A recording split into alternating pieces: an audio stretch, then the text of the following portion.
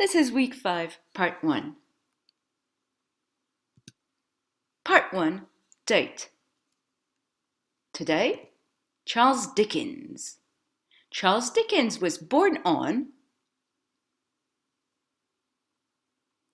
the 7th of February, 1812. Repeat, the 7th of February, 1812.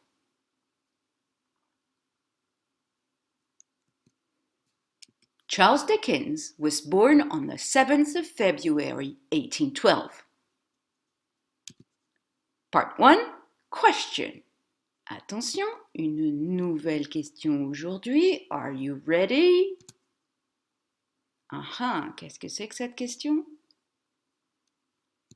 What time is it? Repeat, what time is it? Maintenant, à vous de regarder l'heure qu'il est et de le dire en anglais de la façon compliquée, évidemment, c'est à ça qu'il faut s'entraîner. Et puis ensuite, vous mettez sur pause cette vidéo et vous filez dans votre warm-up et vous rajoutez la question. Et oui, même quand nous ne sommes pas ensemble, notre warm-up s'enrichit. Ok, on se retrouve tout de suite pour la rubrique suivante. Part 1, correction. First, exercise 80, page 154 in your books. Okay, that's the one. Number 1, this one here, is this one here. It's 2 to 2 in the afternoon. Repeat, it's 2 to 2 in the afternoon.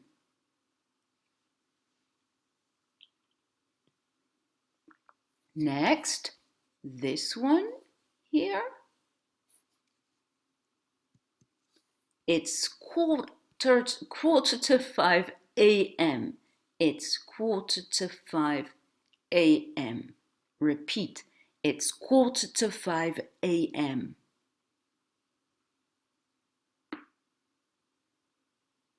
Next, this one. It's 7 o'clock. Here, it's 7 o'clock. Repeat, it's 7 o'clock. Now, this one. It's quarter to 5 in the afternoon. So it's B. It's quarter to 5 in the afternoon. Repeat, it's quarter to 5 in the afternoon. And lastly, this one, it's 8:30 p.m. So it's D, this one. It's 8:30 p.m. Repeat, it's 8:30 p.m. Ok? Comme d'habitude, si vous avez besoin de temps pour corriger, mettez sur pause et nous nous retrouverons pour l'exercice suivant. Exercise 79, page 154. Quelle heure est-il? What time is it? Donc là, 6 horloges et la consigne d'écrire l'heure pour chacune d'entre elles. So number 1, it's 10 to 2. Regardez bien, la grande aiguille est dans la moitié gauche de l'horloge. Il reste bien, elle pointe vers le 10.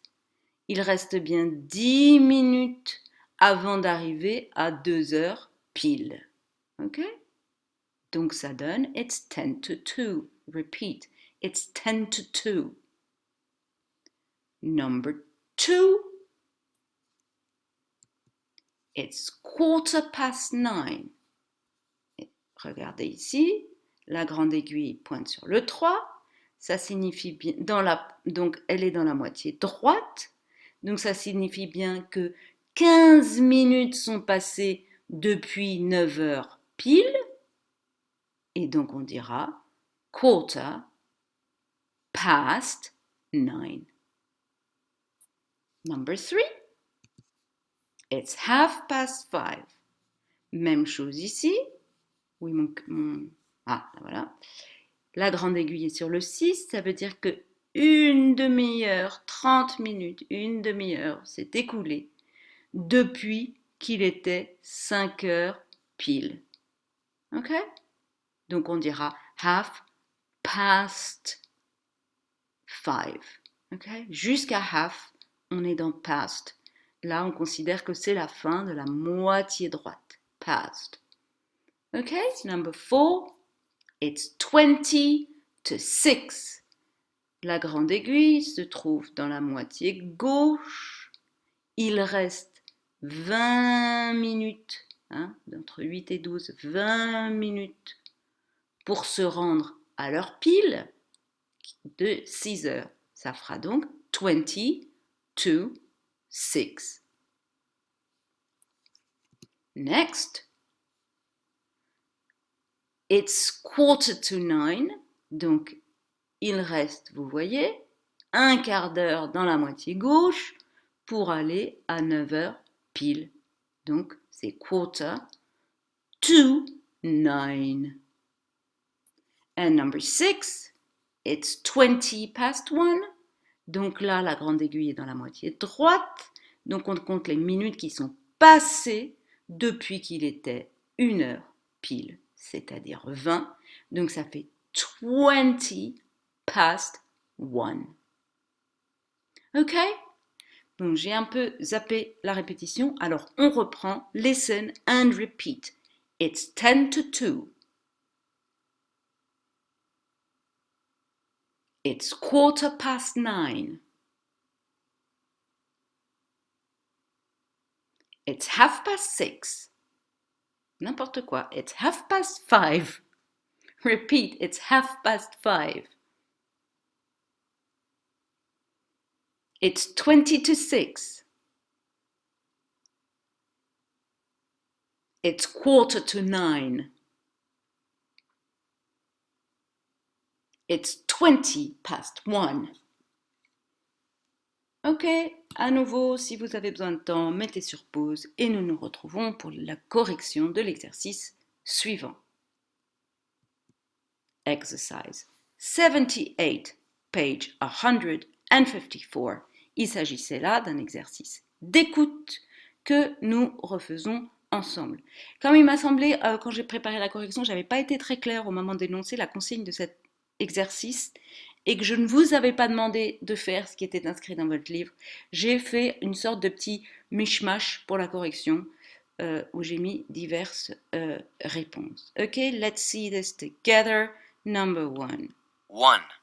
It's 6:30. It's 6:30. Donc voici la version écrite. Voici la version dessinée. Une horloge dans laquelle vous le voyez, la grande aiguille est bleu turquoise et la petite aiguille est verte. Alright? Let's see number 2. Oh, repeat. It's 6:30. Ok, next. Si mon ordi veut bien. Listen. 2. It's 2:45. Ok. It's 2:45. Vous avez vu que parfois, devant quarter, on met a.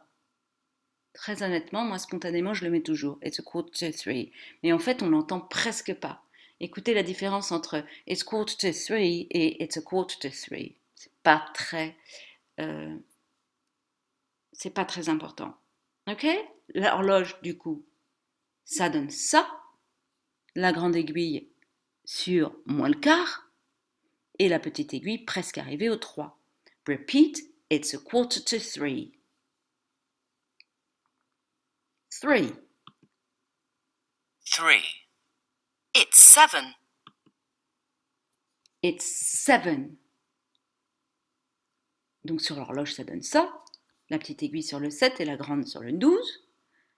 Ce qui est intéressant ici, c'est que vous voyez qu'on n'est pas obligé de dire o'clock. On ne dit pas it's 7 o'clock. On n'est pas obligé. C'est comme quand on dit I'm 11 ou I'm 11 years old. On n'est pas obligé de dire years old, on le sous-entend seulement. Ok?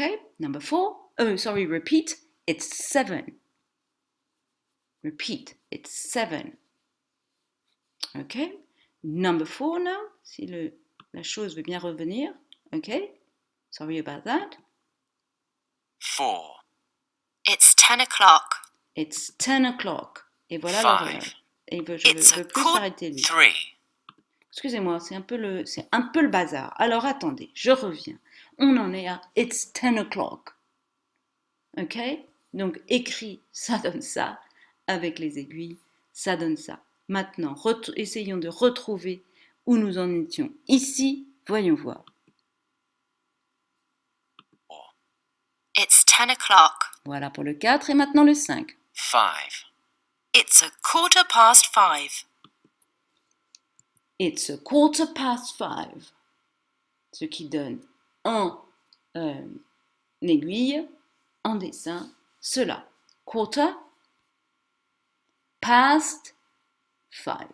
Ok? Donc la grande aiguille à droite sur le 3 pour un quart d'heure passé de leur pile 5.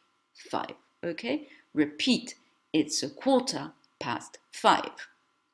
Ouh, ben on n'est pas mécontent de l'avoir terminé. Celui-là, c'était un petit peu compliqué techniquement. Ok, let's move on to the next bit. Si vous avez besoin, bien sûr, vous mettez sur pause et vous reprenez tout ça à votre rythme. Ok, see you in a minute. Part 1, task. As usual, prepare your notebooks. Alors, aujourd'hui, un cahier présenté comme ça, week 5, donc nouvelle page, part 1, et puis 2 exercices, un qui s'intitule Sports et un qui s'intitule Play, Do, Go, point d'interrogation, avec 3 colonnes, Play, Do, Go, je vous le montre en plus gros, voici le haut de la page, week 5, part 1, mettez sur pause et notez cela. Voici la deuxième partie de la page, Sports, et puis 1, 2, 3, 4, 5, 6, 7, 8. Là encore, mettez sur pause et notez cela. Et enfin, dernière partie de la page, Play, Do, Go, point d'interrogation, et 3 colonnes, Play, Do, Go, et puis les colonnes, elles font 6 lignes. Ok? Il va falloir classer des choses dans ce tableau. Right? Donc mettez sur pause à nouveau, reproduisez cela et nous nous retrouvons tout de suite. Ok, part 1, sports.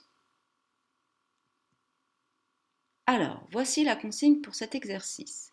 Look at the pictures of sports and make sentences. Ouh là là, qu'est-ce que ça veut dire ça?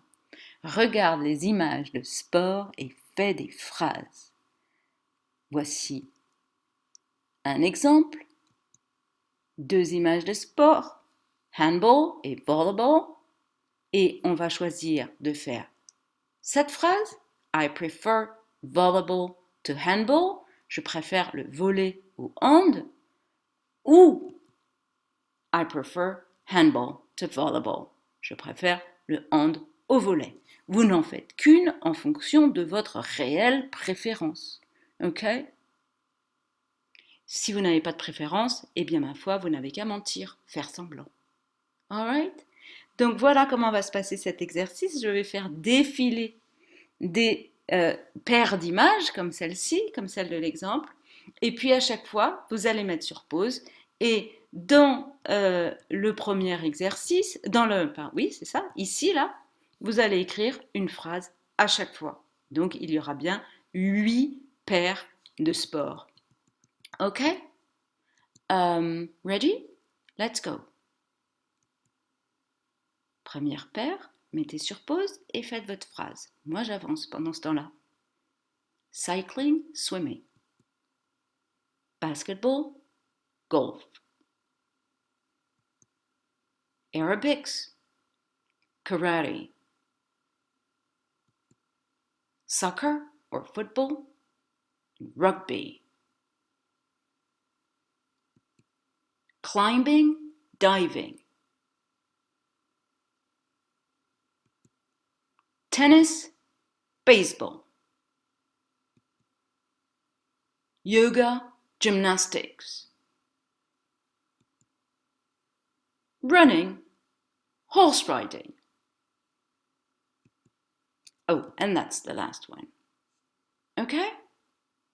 Donc j'insiste, hein, vous n'allez pas aussi vite que moi. Il faut que vous mettiez sur pause entre chaque paire d'images pour pouvoir, pour prendre le temps de faire votre exercice si ce n'est pas déjà fait. Ok? On peut maintenant passer au deuxième exercice, c'est-à-dire play, do, go. Right. Voici une petite explication. On utilise play pour les sports collectifs ou les sports de base. On va donc dire I often play volleyball. Hein? On joue au volley en anglais. Je joue souvent au volleyball. Donc, le volleyball est un sport collectif et un sport de ballon d'ailleurs. On va donc utiliser play. Ce sera pareil pour les autres sports de ballon et collectifs. Ok, deuxième verbe, go. On utilise go pour les sports qui se terminent en ing. On dira donc par exemple I often go skiing. Je vais souvent skier. D'accord?